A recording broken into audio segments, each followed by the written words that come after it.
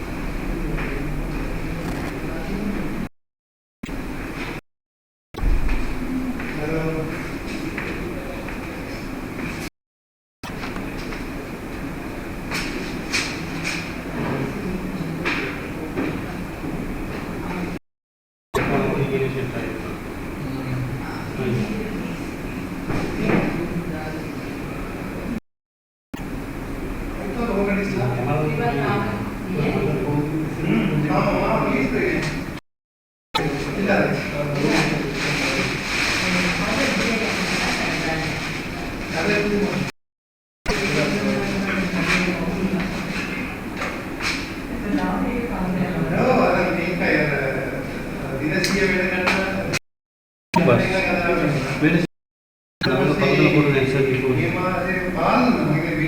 Restaurant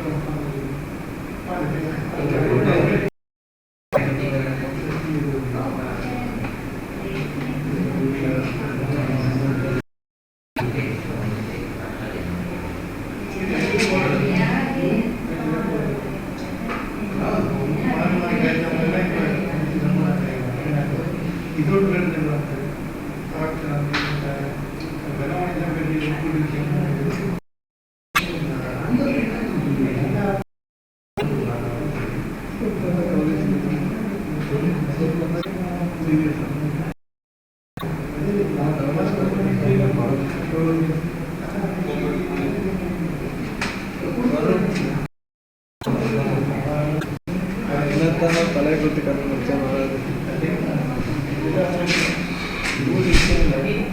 break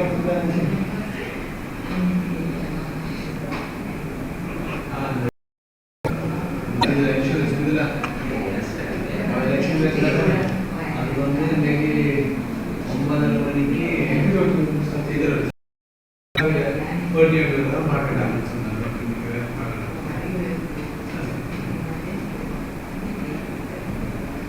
switch water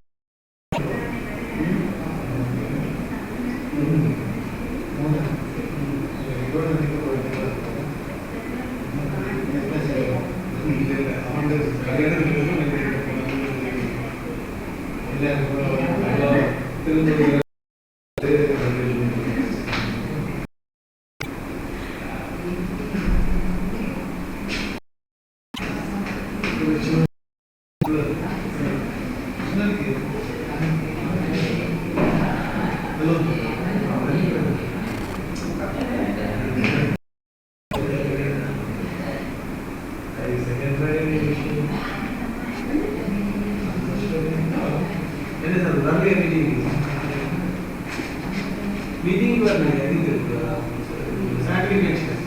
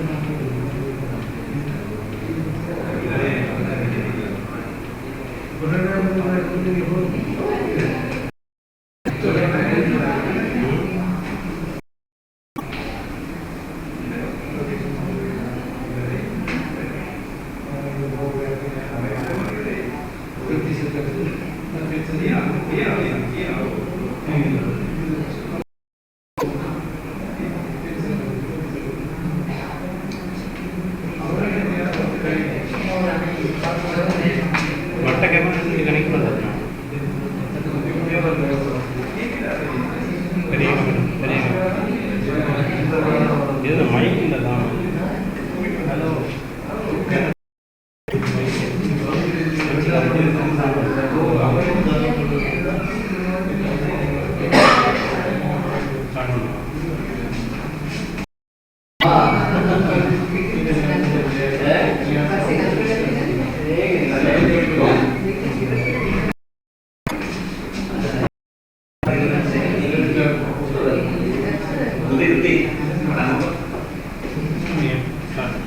am always seeing the video.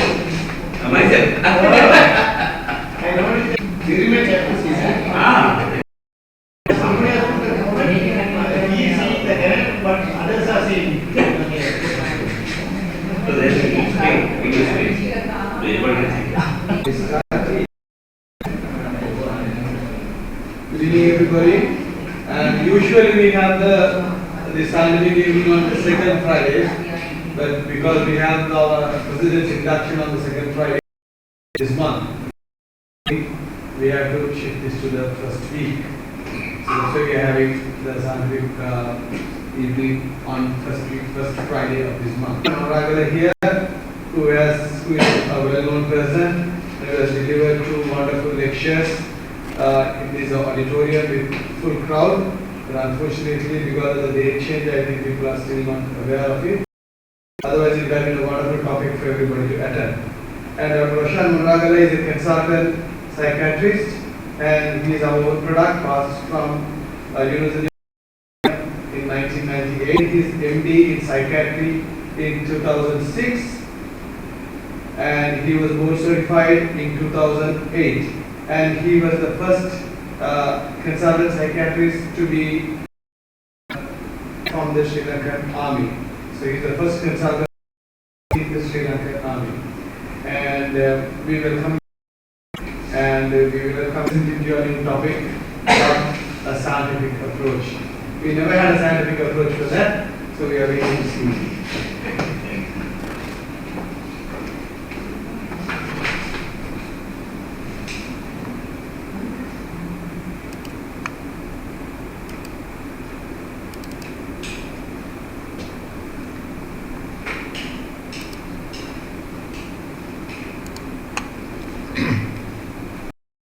Good evening, everyone.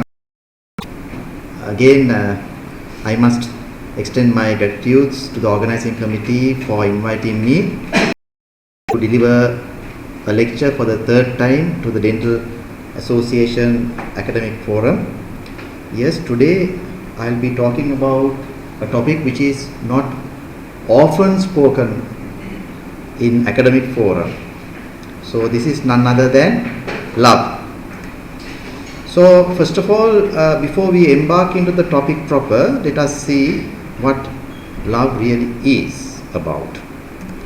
Now, the ancient Greeks, several centuries ago, claimed love as something similar to a soul that is being inhabited by two bodies.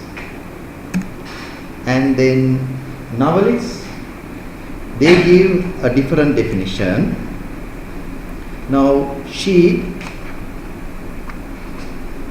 according to her, it is something like love is needing someone, love is putting up with someone's bad qualities because somehow. Then this novelist goes on. He says love is that condition in which the happiness of another person is essential to your own. So this is something to do with some form of commitment. Then poets like William Shakespeare goes on like this: love looks not with the eyes, but with the mind, and therefore is winged Cupid painted blind. So this is something to do in your, according to him. Philosophers, on the other hand, goes on something like this: the answer remains elusive because love is not one thing. At its best, however, all is a passionate commitment. So there is a blend of passion, commitment, and also they claim that love is complex. Then spiritual leaders like Lasu, for them it's something like being deeply loved by someone gives you strength, while loving someone deeply. Then statements like Martin Luther King Jr., love is the only force capable of transforming an enemy into a friend. Then Mahatma Gandhi claims that love is the subtle force in the world.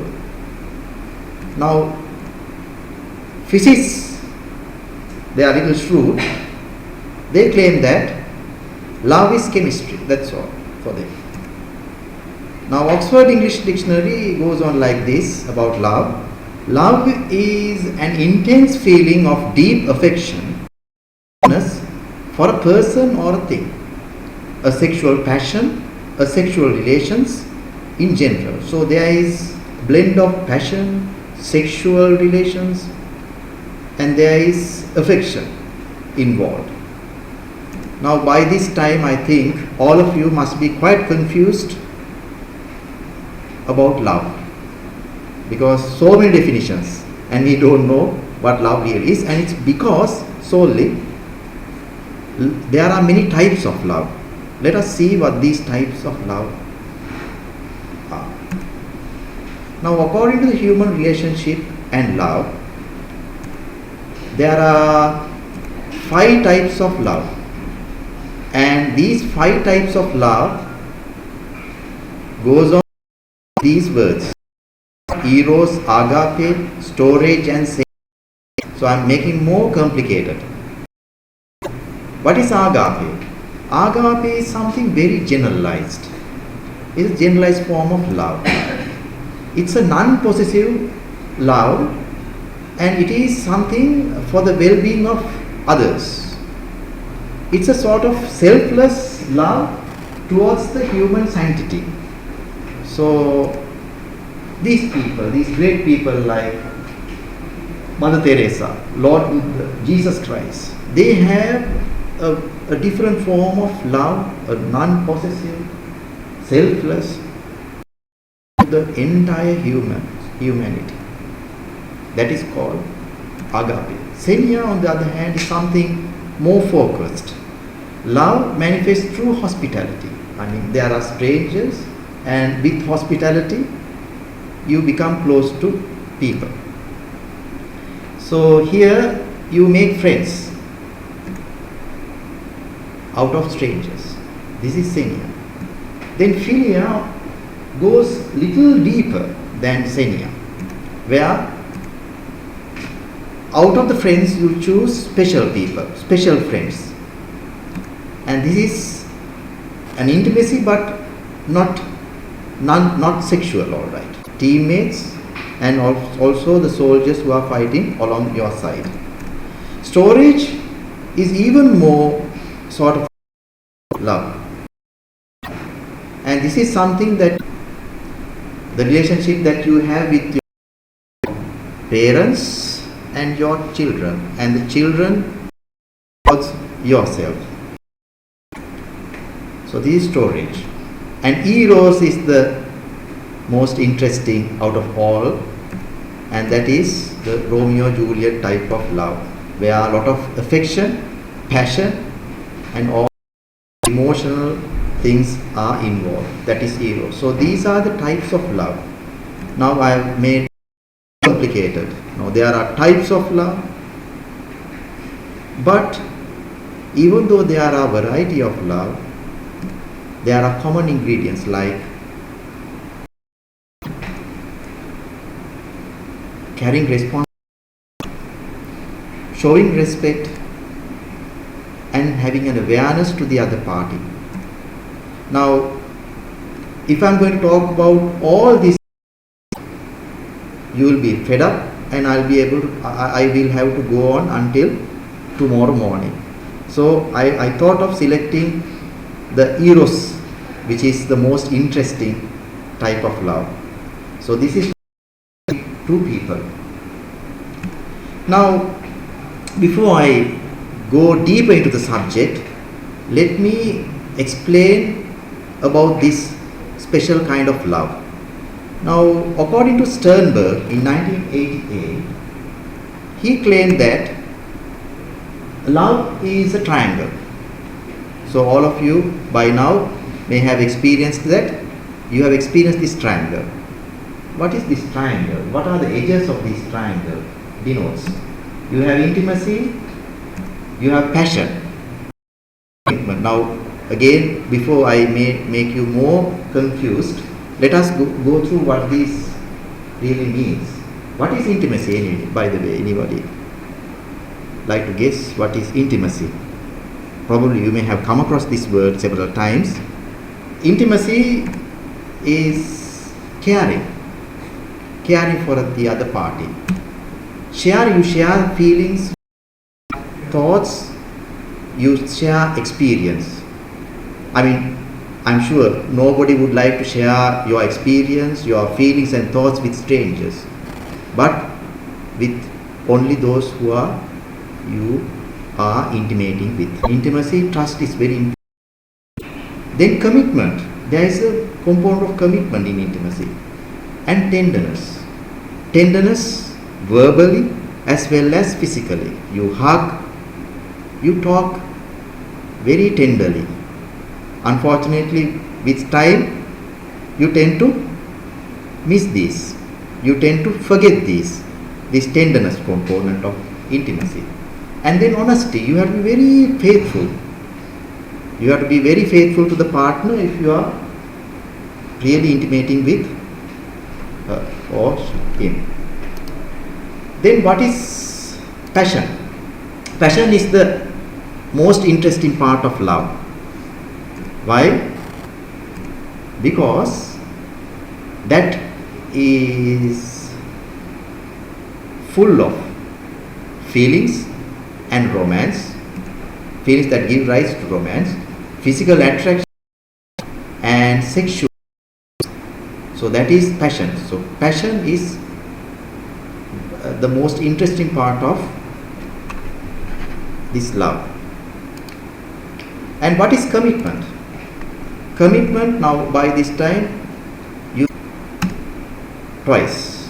First, getting married itself is a commitment. It's a short-term commitment, and then maintaining the relationship also carries a huge, which is a long-lasting commitment.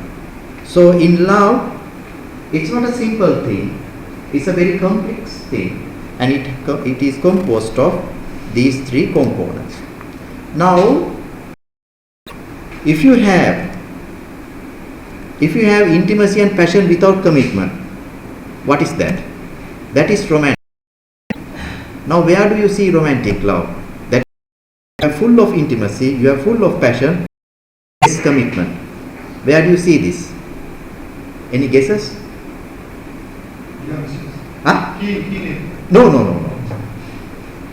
In this age also, we experience that aspect, because living together itself is a big commitment. But here you don't have a commitment and you don't want to commit at all. Children. No. Adultery. In adultery, you don't like to walk with the other partner at all. Do everything in secret. Everything is done in secrecy. So that is romantic love. There's full of intimacy and there's full of passion, but less commitment. Then, if you have intimacy and commitment without passion, we call it companionate love. So after the silver jubilee in your marriage, you tend to lose passion and you are end up with intimacy and commitment. This is a sort of a stable relationship, but that nourishing component is not there. And then the one that you mentioned just now, there isn't any intimacy, but there is full of passion and commitment. This is what you see among teenagers. This is called fatuous, or we call it child fatuous love. And then what we should do is, we should actually get ourselves right into the center of this triangle, where we have little part of intimacy, little part of passion, little part of commitment. This is called consummate love. If you have only intimacy, we call it liking. That is what we experience with our friends. And if you have only passion, that is infatuation. That means you are just infatuating with the person. And if you have commitment only, sad to say, that is called empty love. Okay. Now I won't actually go into detail. There are many interesting things to talk about all these aspects. If I do so, I might deviate from the topic. Right. Now I'll be focusing mainly on romantic. Now when we talk about romantic love, I actually thought of putting make a big fuss, so I thought of putting this. Romantic love, according to Sternberg, it is something to do with passion and intimacy. Then some say that there is a admixture of emotional sexual attachment. Now in romantic love, what is so characteristic is, due to the intensity of this type of love, it distorts your objectivity, completely distorts your objectives. But if romantic love starts to come into your life, it completely distorts your objectivity, and you tend to completely, and when you are completely involved with the particular person whom you are having the romantic relationship, you tend to overlook the flaw. Is that you tend to believe that this is the person whom I've been bamba kotapu nalale kotapu manussya kiyala wage hangenna patan gannawa. So that's why we call at this stage love is blind. Right. Now here, if you take romantic love, there are types of romantic love. I don't know whether you are familiar with this. Even in romantic love also there are types of love. Let us see these types of love. Now this type of love is something that you are experiencing day to day in your life. Eros. That is, this is based solely on physical attraction. Solely on physical attraction. And there is increased sexual feelings toward the other party. But the thing is, it quickly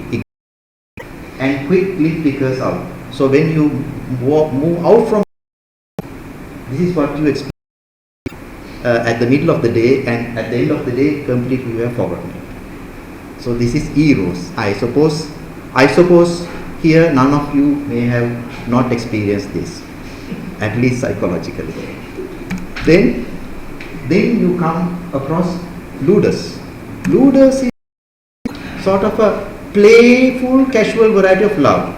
You tend to get involved with a partner just for the sake of a casual sort of a love, and there isn't a commitment, but because your objective is to have a casual relationship with the person, and just for the sake of fun. This is in Sinhala we call Anna Panna type of.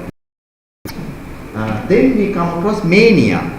Now this is a big problem if you get involved. So don't get involved with this manic type of romantic love, because there's powerful urges, more than physical or physical attraction. Lot of emotions involved. Lot of affection is expected, and unfortunately these will not last long. This is made. But what is more interesting is that perhaps you may have experienced this in the past. Storage. Love, big emotional component here. Everything starts very gradually, and the passion part is not very dramatic as what we talked previously. The thing is, the most important thing is that it is very solid and stable, and also it can withstand in crisis situation. So if anybody is interested having romance, this is the best type of romance one should experience. Pragma, by the very word, although it claims pragmatic, it is not pragmatic at all.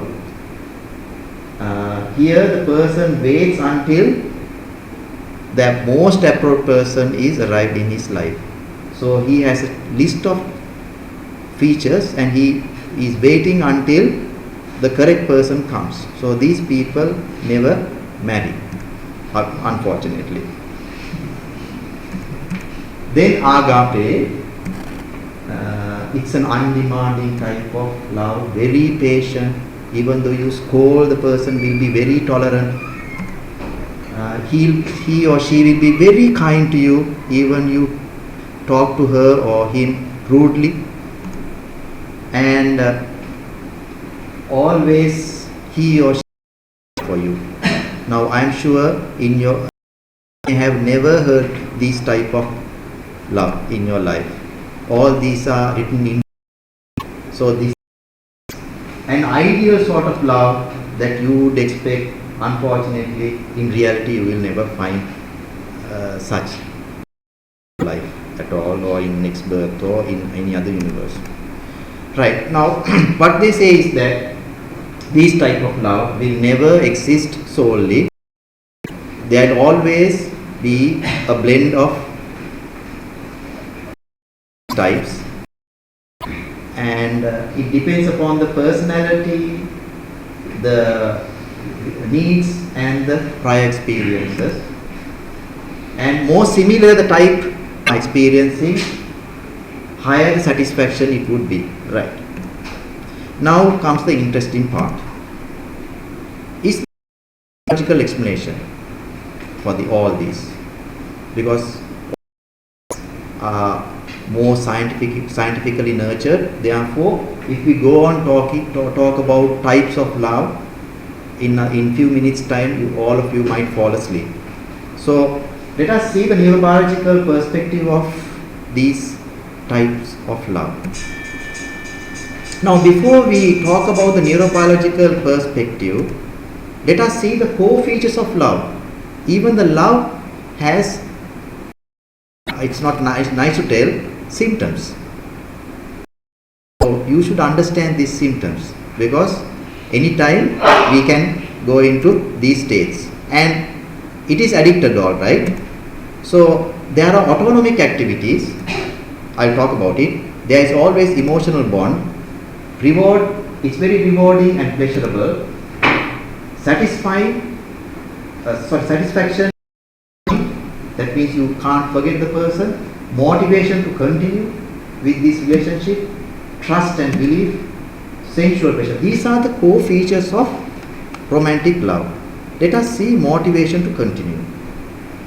Now, what is motivation? Motivation is something to do with the factors that governs your behavior towards a particular objective.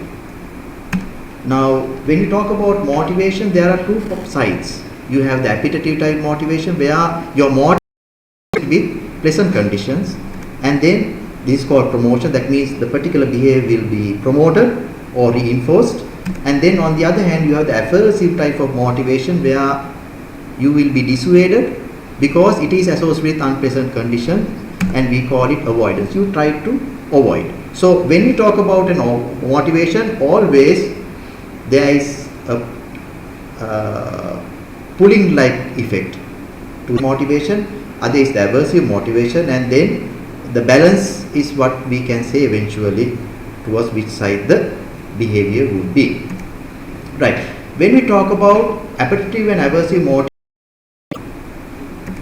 in the brain, this is the part, I suppose I'm your knowledge in anatomy. This is the part of the brain that is totally responsible of. This is called the limbic system. Limbic system, brain, where evolution wise, of course, where even in animals you see it. The cortical part is developed eventually when humans starts to form. Now, more descriptively, you see the parts of the limbic system. You have parts of the frontal lobe. This is part of some frontal lobe. The cingulate gyrus, where part of the parietal lobe, and then part of the temporal lobe. You have the parahippocampal gyrus, and then the hippocampal gyrus, which is in yellow color, and then you have part of hypothalamus. All these are component of the limbic system, and earlier this was circuit. This is again in a more descriptive form. You have the orbitofrontal cortex, subcallosal gyrus, cingulate gyrus, and the pala, deep-seated grey matter, the hippocampus, hypothalamus. Hippocampus is the grey matter which is in the aspect of the temporal lobe, and then the thalamus. So all these are components responsible for this motive. Right, what happens? Now if you see a beautiful girl, there are, because the forum is represented by males, I will take that as an example. If you see a beautiful girl, is that first thing, your hippocampus will be stimulated. Hippocampus will start to question, shall I store this information? Now she is a very attractive lady, fair in color. She has applied scent, which drives you crazy, and she talks very softly and she talks high about you. So auditory stimulation is there, olfactory stimulation is there, visual stimulation is there. So the hippocampus is now asking this question, shall I store this information? Then amygdala, that small component, now questioning, something pleasurable or is this something aversive? Then what happens? From amygdala, signals are sent to the frontal lobe, and in frontal lobe, what should I do? Shall I touch that girl, or shall I talk to the girl, or what am I going to do with her? That is decided by the frontal. So that is how motivation starts to take place biologically. So what about this?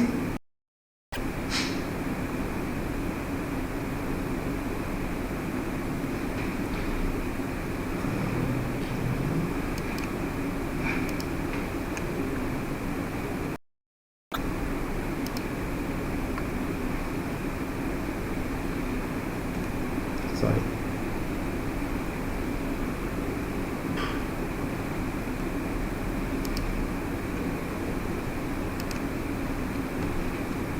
So what about the emotional bond and autonomic? Now usually emotions are always accompanied by activity. So how does this occur? Emotion, yes, how does this occur? What they say is that love, the very feeling of love is very stressful, and it is sympathetic activity. So what happens is that your respiratory rate starts to increase, heart rate starts to increase, and the blood pressure also starts to increase. It's all because everything is driven by the sympathetic activity. So when a person experiences this autonomic activity, he starts to feel very different, and this feeling of difference with the particular person whom he is now whom is now emotionally involved with, will starts to make him feel very different, and it alters the state of mind. So this is how the emotion starts to work. Now we know the frontal lobe is now motivated to do something, but at the same time what happens is that from amygdala signals are sent to the hypothalamus. So from hypothalamus the sympathetic activity starts to take place. So this is how things starts to work with this beautiful girl here.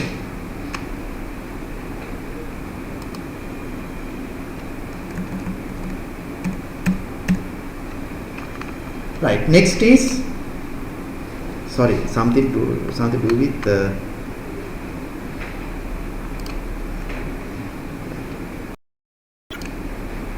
reward and pleasure. Reward and pleasure. Reward and pleasure. First of all, let us see what is pleasure. Pleasure is a state or feeling of happiness, satisfaction due to experience one enjoys. So this is something you perceive as happiness, and reward on which the pleasure is obtained eventually. So how does this occur? This is also something to do with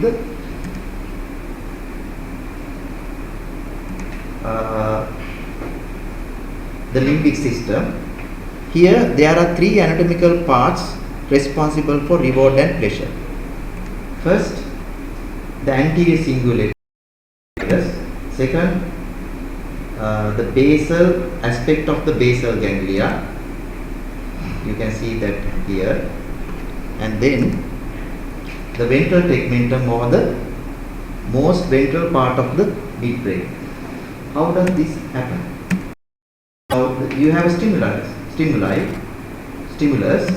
and then that stimulates the ventral tegmentum. The stimulus could be auditory, stimulus could be visual, it could be whatever sensation. Your ventral tegmentum will be stimulated, and once the ventral tegmentum moving towards the ventral striatum. Now, because of that, when once your ventral striatum starts to get, you tend to experience sense of well-being and pleasure. So this is the biological mechanism. And at the same time, similarly, the frontal lobe also will be immersed in dopamine neurotransmitters, and from frontal lobe again the ventral striatum will be stimulated, and this sense of well-being will be boosted further. Again, from stimuli, there are signal moving towards the hippocampal formation. Everything will be stored as. So this is how your memory will be pleasant events with this particular stimuli.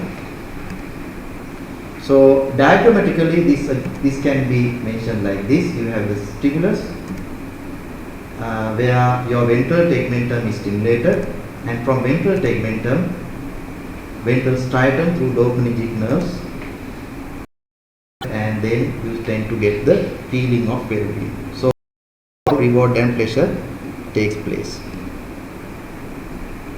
and from there again it has connections with the amygdala, ascertaining whether this is pleasurable or aversive eventually.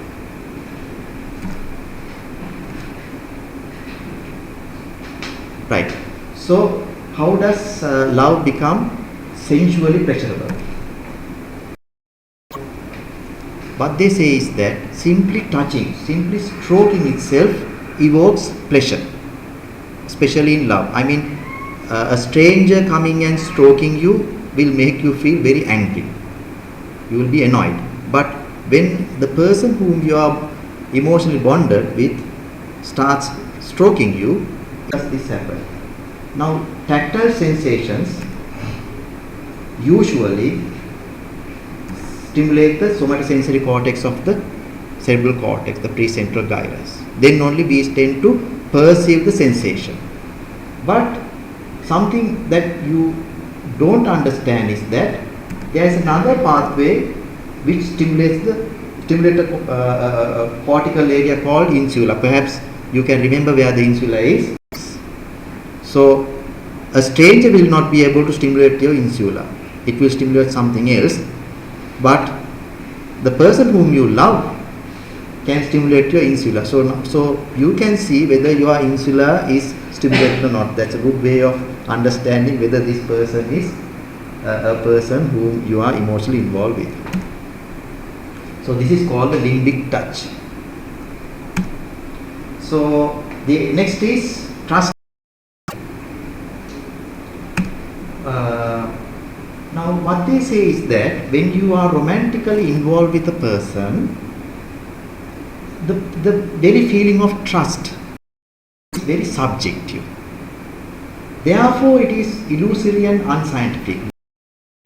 That without solid evidence, you tend to build a trust. And what they say is that this is compared to the placebo effects of drugs. So this is sort of a fraudulent sort of experience in romantic love. And it's based on mainly the emotions and the pleasurable sensations you are going through. Pleasant bodily sensation plus strong emotions with pleasant memories, belief starts to take place, which you usually have starts to decline.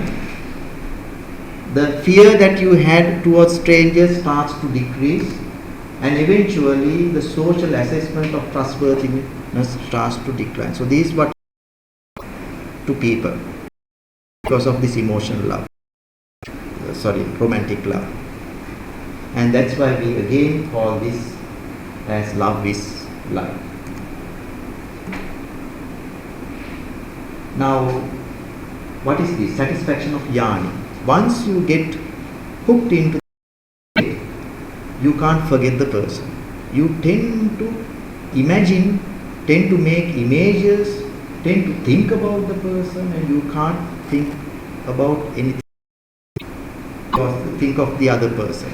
Always think of him or her. Most of the time, most of the energy that you have will be spent on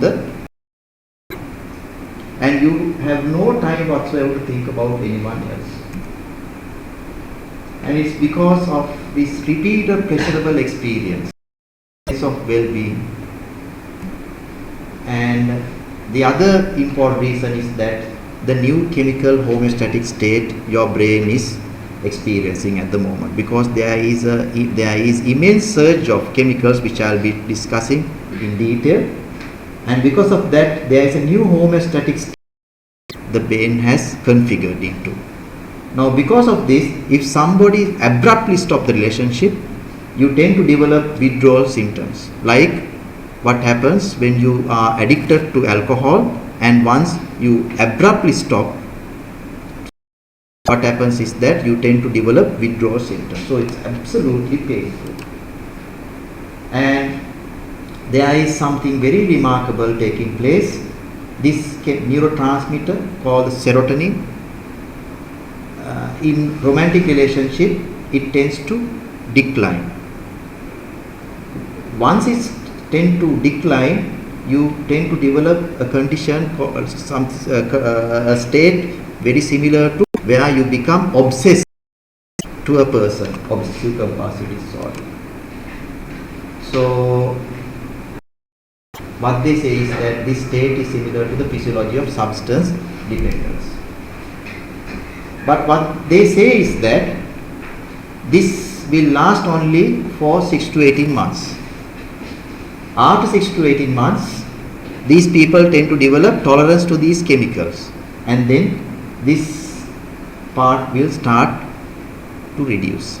That's why I'm saying romantic love is not something long lasting. Now let us see the neurochemical love.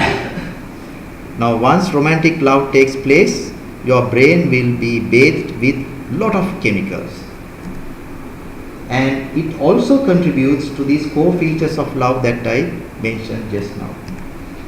Now here one chemical is called endorphins. Endorphins is a endogenously produced opioid. And what does it do? It is released during sex and physical contact. So during physical contact and also during sex, endorphins are released, and it causes the sense of well-being, like having heroin. And also it produces dependence. So this is one reason why they get that problem of yarning in person, problem of unable to forget that person, because you tend to get dependent on that other person. Then testosterone, it is the one that increases the sexual desire. Dopamine is another neurotransmitter which also is increased. It causes euphoria or happiness, and also it causes cravingness towards love. And then dopamine also increases the attention. Once it increases the attention, your short-term memory also will be highly focused on the other person. And what happens is that you tend to focus in on the relationship and often little less towards the other people. Then you have norepinephrine, which also does the same thing, and also norepinephrine increases the physical and psychological excitement. So the excitement, the gush of excitement is due to norepinephrine, which is also a unique experience you will come across when you are having romantic love. Now what happens to serotonin, as I mentioned previously, serotonin levels reduces, so you tend to idealize with the person and you become very obsessed to the partner. And this is something similar to that psychiatric condition called obsessive compulsive disorder. And here, because of this, you are unable to assess that person critically. Then oxytocin will be increased, and oxytocin is a neurotransmitter released also during parturition, when delivery takes place. Also this is increased. Because this is increased, what happens is that as it is increased during orgasm, the emotional bond that you have with the other partner also starts to increase. And this is very important for an healthy relationship. Vasopressin also has a similar chemical composition. What it does, it is also has the same traits of what oxytocin did, and this also is induced during sex. And also it contributes, as I mentioned previously, increasing in the attachment you have with the partner. Now interestingly, oxytocin and vasopressin are the chemicals responsible for the mother and baby bond. So some say that this romantic love is similar to the relationship that is observed similar to the bond that is observed between the son and the child and the mother, because during breastfeeding the oxytocin level is increased, and probably this bond may have occurred due to the increased oxytocin levels. So what happens now? You are involved with romantic love. What happens is that romance starts to decline. It starts to decline of anything else, but because these levels tend to reduce in intensity with time. So dopamine level starts to decrease with time, and norepinephrine also starts to decrease with time. The passion component of your love starts to dwindle with this. Now I think here probably are married, so the passion component, I'm sure you will agree with me, is no more, or probably it's in a less intensity, and it is because your dopamine levels, norepinephrine levels, and other respective chemicals that I stated have gone down. But don't worry, a pathway to increase those hormones, neurotransmitters. How does this occur? You can elevate your oxytocin level and you can elevate your vasopressin and also your endorphins. How does this happen? Anyone? Don't stare at me. I mean, it's like this. Touching, cuddling, holding each other increases vasopressin, increases oxytocin. And then sex also increases the oxytocin level, increases vasopressin level, increases the endorphins. So you can understand in your marital relationship, this is very essential. You need to cuddle the other partner. You need to hug the other partner. Touch the other partner.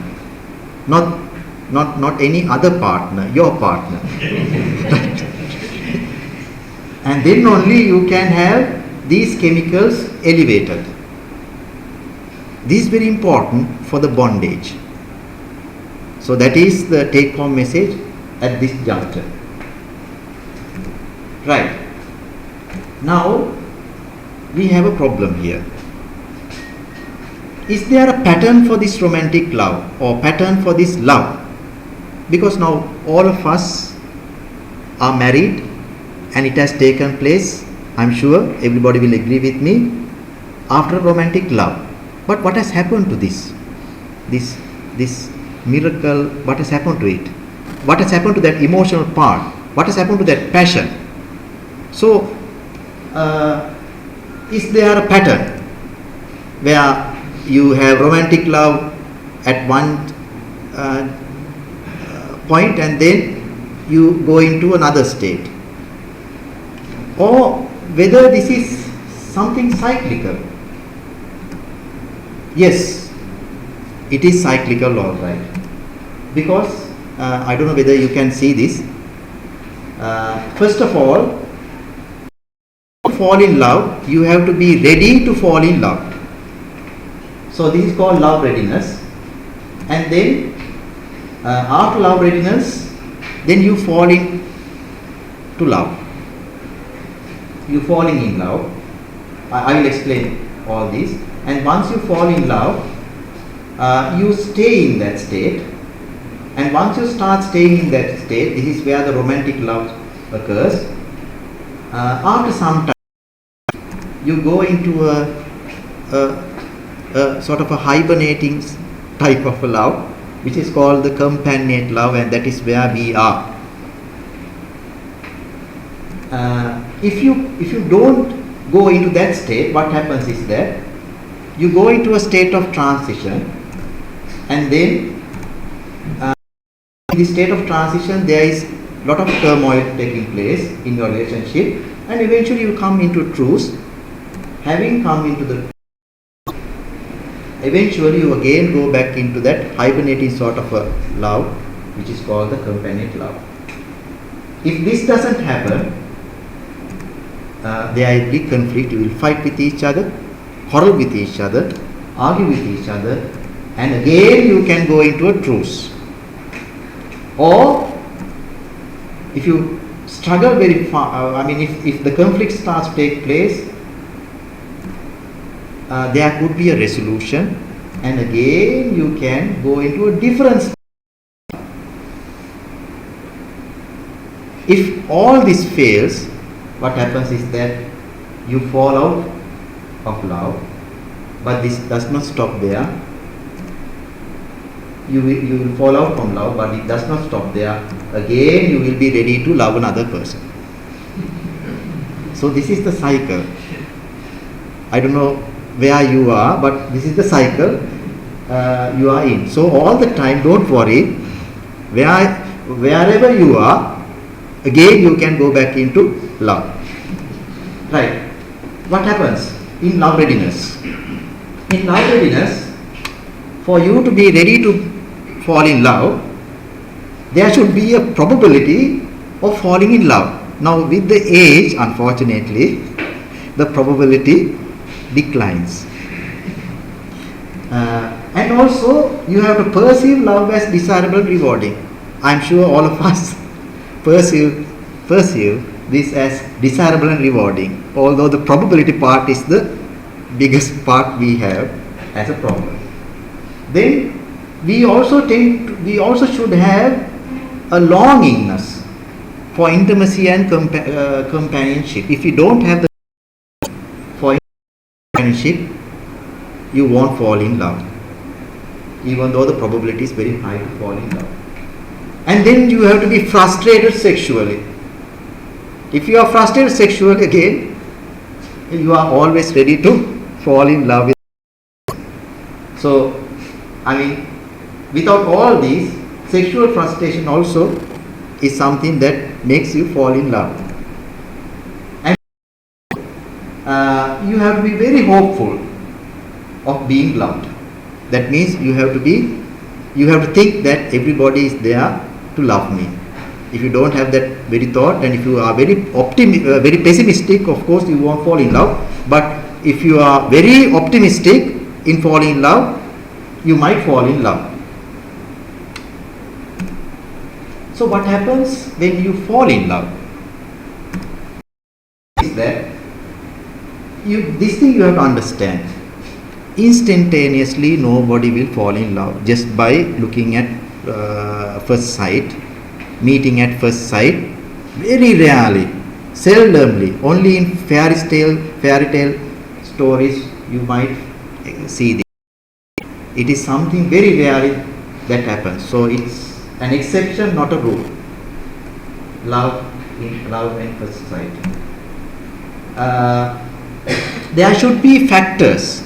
I mean, here, in order to fall in love, I think this is very important. There should be factors to build the intimacy first. So first of all, you should build the intimacy before everything starts to happen. So for intimacy to be built, there should be proximity. The particular person should be close to you all the time. If you are in Colombo and the particular person is in Jaffna, this intimacy part will never happen at all. And again, even if she is in Jaffna, if she frequently meets you, yes, you have a probability to make to have intimacy. And then if she shares the same features you are having, I mean, not the male features, I mean, not the anatomical parts, I mean, other features, social and social status, academic wise, if those aspects are similar, yes, intimacy might. But what the literature says is that more than attractiveness, proximity, frequency and similarity should be there for this intimacy part to be built. And these alone will not be sufficient unless you have this reciprocal exposure component. What is reciprocal exposure? Now, would you like to expose? Now, if you are exposing yourself, all your secrets, all your experiences to another person, and if the other person also does the, will be an intimacy taking place eventually. And some say that this should be a gradual process. If everything is exposed instantaneously, probably the vice versa might take place. So reciprocal gradual exposure also should be another factor for you to build an intimate relationship with another person. So if you have built the intimate relationship with another person, then gradually the love component starts to blossom. See, love component doesn't come from blues. First of all, you should have intimacy, then only love will ensue. Now, again, here, just by knowing the person, you should experience the excitement, and excitement of sex will intensify the push towards love. So some aspect of sex, some aspect of excitement is important for yourself to be pushed into love. Then being in love. Being in love characteristically hope even the flimsiest sign of reciprocal sign of love, you will take it very seriously. That means always you are expecting some sign of love from the other partner. If the other partner says smiles, you will take it as a positive thing. My God, this man or this woman is in love with me deeply. And you are emotionally completely overwhelmed, and there is satisfaction and very strong sexual attraction, so that masturbation also is something at this phase. And then if you are engaging in strenuous exercises, that also indicates that there is some component of being in love with another person. I don't know whether how far it is true in our culture. No reciprocal love reduces being in love. Only problem is you have to understand this will not last beyond 1 or 2 years. Why? Because the chemical surge starts to reduce. So if you, it's too late for us, but if you take young people, they should be very well told that if you start a relationship, within first 2 years you have to get married, otherwise other person will be bored, because this is passing very quickly. But anyway, if you are still involved in the relationship, it will go into a very different form of love, which is called the company love, which I'll be telling that in a little while. And what happens here is that time you will go into the transitional phase if you don't go into that companion love. And what happens in transitional phase is that the passion part starts to reduce, and the thrill longer there, and then you tend to understand the imperfection of the other person. Now this person has not changed, but it's the chemicals in your brain that has changed altogether. Now that person is exposed, and now you see the person objectively and in reality. Now you tend to develop boredom and impatience. Now again you tend to develop frustration because this particular person is not meeting to your fantasy. And you tend to test the person. If the person is not smiling to you, you tend to feel that this person is not in. This person doesn't care me. If the person doesn't give a call to you, you tend to think that this person is not caring me. These sort of assessments start to take place, and sometimes you force the person what you are expecting from the person, and again you go into a sort of a conflict state. So here what happens is that if you have the motivation, and if you are very flexible, and if there is cooperation from either side and little bit of luck, you can again go back into being in love in a different form.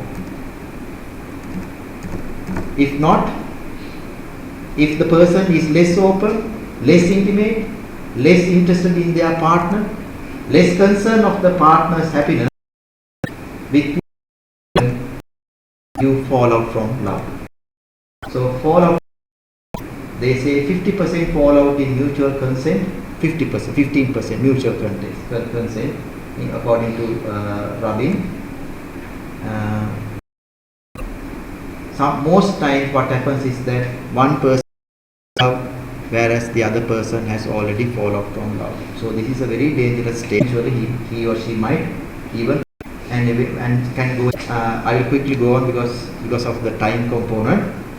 Now, companion love is a different form of love. It's a very interesting form of love, and it is used by followed after romantic love. state of equilibrium. This is a very strong bondage, by the way. But characteristically, there will be sharing, there will be involvement will be there, togetherness will be there, but this is the problem. Passion part is very, very, very low. So this is what happens when you get married, when you are married, and when the time passes. What happens is that you will commit yourself to the other partner. There's a lot of intimacy taking place, because if you can actually test the intimacy by separating the two. When you separate the two, the other person will start feeling loneliness. But when you keep the person closer or close together, they will never feel anything at all, because they don't feel anything at all, because passion part is not there. But it is very predictable and secure, unlike romantic love. These are something characteristically observed in marriages. Allows it to carry out their work. What does that mean? That means you are not possessed by the other partner. You are completely independent, and you can actually put all your energy towards the work rather than the partner. So that's why, by nature, this companionate love component has been endured. So the interesting part, the good part of this is that with little bit of effort, you can make it exciting, you can make it sexually satisfying, but you have to work little hard, and then it will be pleasurable. This is what your marriage pleasurable. Now the question, why does this love exist anyway? Because it is important to create a stable attachment, to provide protection and find food during pregnancy. So you need to have another partner attached to you. That's why this romantic part is there by nature, and it's very important to help in rearing children, and it also to attract genetically unrelated persons for mating. Right, love and sex. Sorry for that picture. I could have actually put a different picture. That's why I put this picture. Sex can be mechanical, impersonal, and hurried, with or without love. That means sexual satisfaction does not relate to love. I mean, you can have relations with love or without love. Now you are a little bit confused because of this. Do we need love to be pleasurable in having sex? But love is necessary indeed to protect you from being used sexually, to reduce misunderstanding, and to gauge the trust. And instances without love, I will just quickly pass all these. Love and marriage. Do we need love for an enduring marriage? What do you say? Do not. Answer: depends upon whether the premarital expectations are met or unmet after marriage. That's all. Love is not a very important component. That's what the book says. I don't know how you is arranged marriage the answer to prevent divorce? What do you? What they say is that driven by social and economic order, with or without love. Satisfaction ensue if marriage is decided at the romantic phase of love. That's what it says. What is the best mode of selecting an internal partner? What is the best mode? What is the mode of selecting the best partner? Any guesses? What they say is that a bit of common sense and luck. No other mode. What aspects of common sense? Equitable relationship. That is similar physical attractiveness. If you are going to marry Ashwar Rai, you are going to face problems. So if you are dark, go for a person. No, I actually it's not right, nice to tell here, but I'm telling to when you are advising your kids, if you are dark, go for a person in that same intelligence, same attributes, because the relationship will last long. Socio-educational, cultural background may fail, so we have to think about that as well. So sometimes our parents, what they told about religion, told about the social status may be true. Marriage is not a fairy tale ending, they lived happily ever after. All these fairy tales are false. Living in marriage work is not easy, so you have to, this effort to make it and long lasting. Longer the marriage, higher the dissatisfaction. Why? Longer you stay in your marriage, higher the dissatisfaction that will be taking place. Why? I'm sorry, I think I'm making all sort of controversial points here, but this is true. When I went through all this, I tend to believe this is true. First, sexual interest starts to reduce. Now you know the reason why it does so. Parenting itself, it reduces the satisfaction. Occupation, you share the time, because all the time now, even here I suppose you don't have time because of my legs, you have no time to share with your poor communication. With time you tend to talk less. In personal attractiveness, either you might put on, or you might go down, or you might the way attraction, or you might have a bushy moustache, or bald head, or something else. But bald head is smart, isn't it? Having a bald head. Right. Marriage, what happens is that with time to neglect the elements to sustain love. You tend to neglect the elements that sustain love, and what happens is that you go into marital dissatisfaction. So what happens eventually, just a roommate, a business marriage, or loveless marriage. Sometimes you just hang on to the other partner just because you want to protect the children, just because you want to adhere to a philosophy that divorce and separation is not good. Never, not necessarily bad. Why? Good marriages can be susceptible to disappearance of love. I think I'm making a lot of points here. You see? So the ultimate thing is that love is not very, very essential to have a long lasting marriage. But if you have love in your marriage, that will make a good coloring, but you can still live with your partner without love. Now, formal promises to love are promises no one can keep, for love is not an act of will. Legal bonds have no power to keep love alive when it is died.